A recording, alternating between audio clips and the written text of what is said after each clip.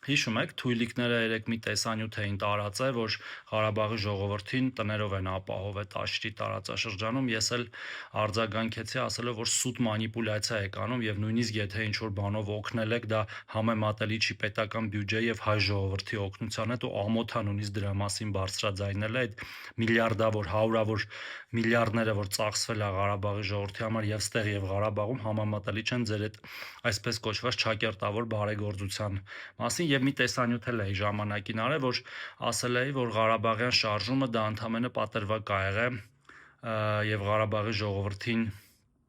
այդ վիճակում պահելը պատրվակ ա եղել իրենց իշխանությունը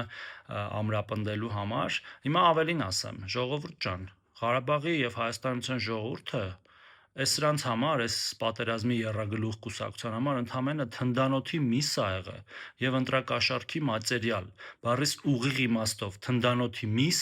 եւ ընտրակաշառքի մատերիալ։ Հիմա մեր ժողովուրդը պետք է որոշի, ինքը ուզում է շարունակել մնալ կամ նորից դառնալ թնդանոթի միս եւ ընտրակաշառքի մատերիալ, թե հավերժ